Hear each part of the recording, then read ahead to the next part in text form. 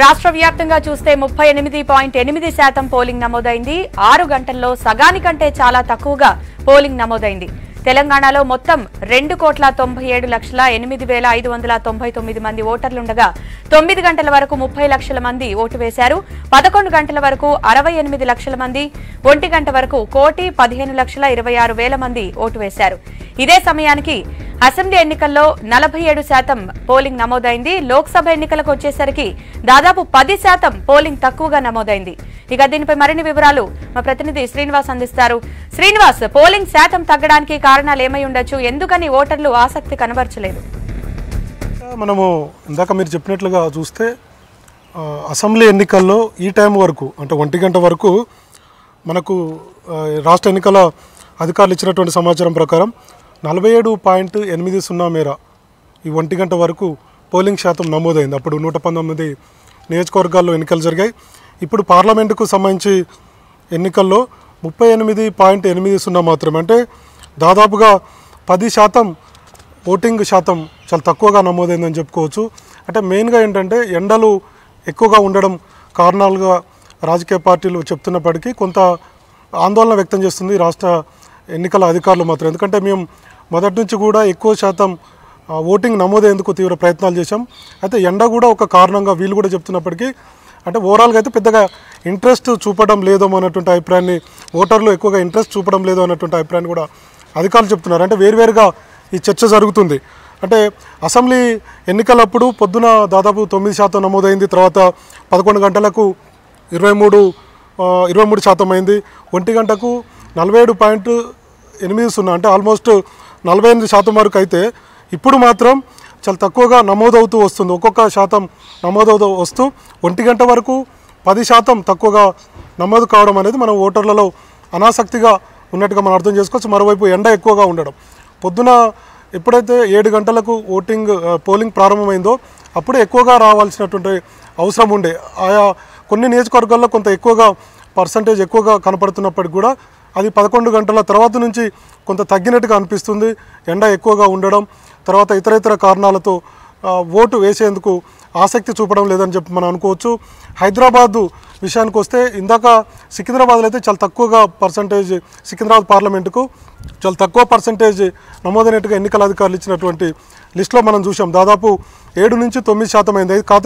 కాకపోతే ఇప్పుడు మాత్రం కొంత పెరిగినట్టుగా కనపడుతుంది. సికింద్రాబాద్లో 23.85% ఇప్పుడు పోలింగ్ నమోదైంది. అయితే దాదాపుగా అంటే మనం 11 గంటలకు చూసినప్పుడు దాదాపుగా 10% మాత్రమే, 9 నుంచి 10% మాత్రం నమోదైంది. అయితే ఇప్పుడు అది హైదరాబాద్లో చాలా తక్కువగా నమోదైనటువంటి పరిస్థితి కనపడుతుంది. హైదరాబాద్లో అయితే 20.58% మాత్రమే నమోదైంది.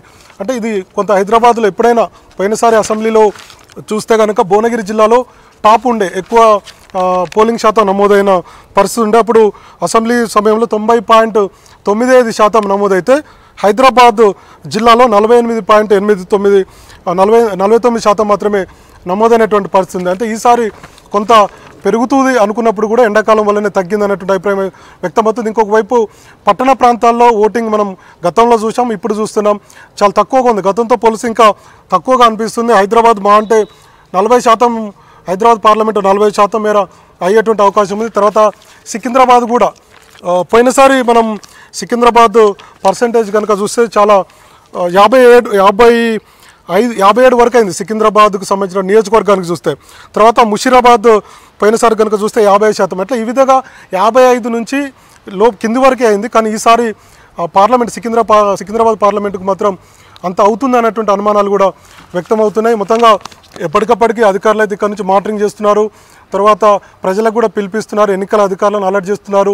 ఇప్పుడు ఎండ కొడుతుంది కాబట్టి మధ్యాహ్నం వరకన్నా కొంత పెరిగేటువంటి అవకాశం ఉంది. 5 గంటల వరకు సమయం ఉంది కాబట్టి 4 తర్వాత అంటే కొంత ఇది ఎండ ఉంటుంది. తర్వాత మధ్యాహ్నం లంచ్ తర్వాత కొంతమంది ఓటర్లు కూడా తమ ఓటు హక్కును వినియోగించుకునేందుకు వస్తారన్నటువంటి ధీమాను ఎన్నికల కమిషన్ అధికారులు వ్యక్తం చేస్తున్నారు.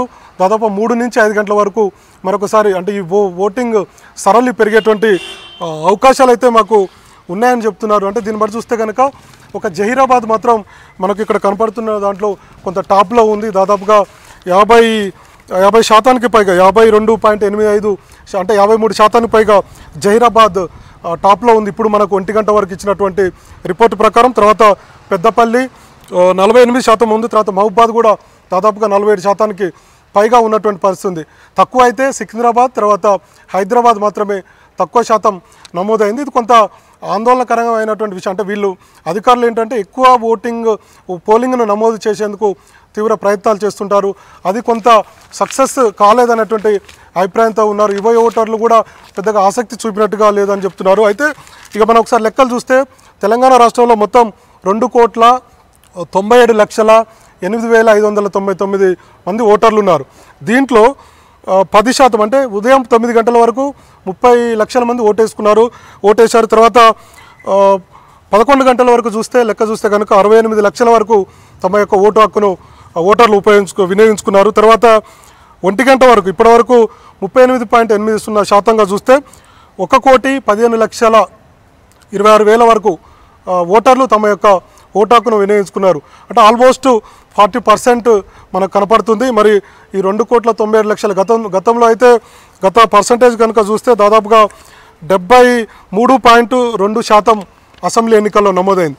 మరి ఈసారి అంతా వెళ్తుందా లేదా అనేటువంటి దానికి రీచ్ అవుతుందా లేదా అనేది చూడాల్సినటువంటి అవసరం ఉంది.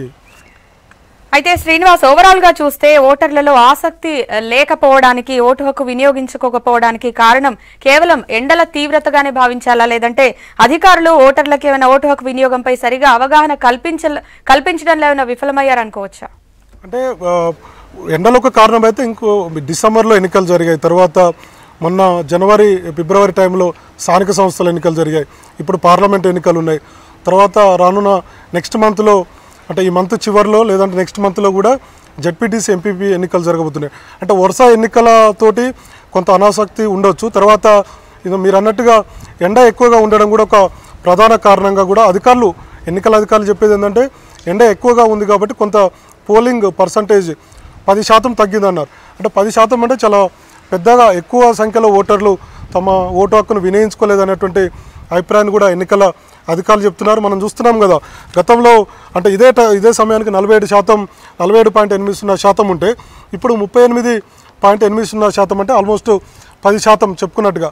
అంటే ఇది కొంత ఓటర్లలో వరుస ఎన్నికలు రావడం, తర్వాత ఎండాకాలం కావడం, దీనివల్ల కొంత వాళ్ళు సంతృప్తిగా లేరు ఓటు వేసేందుకు అనేటువంటి అభిప్రాయాన్ని అయితే మనం చెప్పుకోవచ్చు. ఎన్నికల అధికారులు మాత్రం ఎండ ఎక్కువగా ఉంది కాబట్టి పర్సంటేజ్ తక్కువగా ఉంది, ఖచ్చితంగా 3 గంటల నుంచి అంటే లంచ్ తర్వాత 3 నుంచి 5 గంటల వరకు ఓటింగ్ మాకు పెరుగుతుంది, ఆ శాతం పెరుగుతుంది అనేటువంటి విషయాన్ని అయితే చెప్తున్నారు. ఇక మిగతా నియోజకవర్గాల విషయానికి వస్తే ఇందాక మనం చెప్పుకున్నట్టుగా జహీరాబాదు టాప్లో ఉంది. తర్వాత మహబూబాద్, తర్వాత పెద్దపల్లిలో కూడా ఎక్కువగా పర్సంటేజ్ నమోదవుతూ వస్తుంది.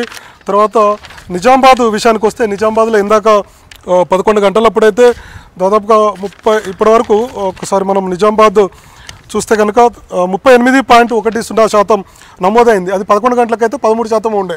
పొద్దున మాక్ పోలింగ్, తర్వాత ఇతర కారణాల వల్ల 8:30 గంటలకు ఈ పోలింగ్ స్టార్ట్ అయింది. అక్కడ కొంత ఆలస్యంగా స్టార్ట్ అయింది కాబట్టి ఆ ఎఫెక్ట్ ఉందని చెప్పి ఎన్నికల అధికారులు చెప్తున్నారు. ఇప్పటివరకు 38 నుంచి 39% నమోదైంది కాబట్టి ఇంకా ఎక్కువగా అయ్యేటువంటి అవకాశం ఉంది. ఎందుకంటే రైతులు అక్కడ పోటీలో ఉన్నారు. సో తమ యొక్క నిరసనని తెలపాలంటే పర్సంటేజ్ పెంచాలి, తర్వాత ఆ రైతులకు ఓట్లు వేసుకునేందుకు అవకాశం ఉంది అనేటువంటి అభిప్రాయం కూడా ఆయా రైతు సంఘాలు కావచ్చు, లేదంటే ప్రజా సంఘాలు కావచ్చు చెప్తున్నాయి. కాబట్టి మరి అక్కడ కూడా ఓటింగ్ అయితే పెరుగుతుంది అనేటువంటి అభిప్రాయం చెప్తున్నారు. ఓవరాల్గా 5 o'clock ఇప్పుడు 9 గంటలకు ఒక బులెటిన్ విడుదల చేశారు.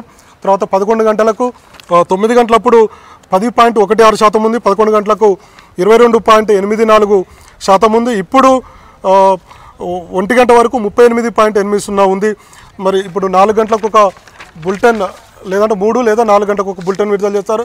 తర్వాత ఫైనల్గా ఒక ఫిగర్ వస్తుంది ఎంత శాతం నమోదైంది అనేది. ఇది ప్రస్తుతానికి ఓటింగ్ శాతానికి సంబంధించినటువంటి తాజా updates. Right, thank you Srinivas.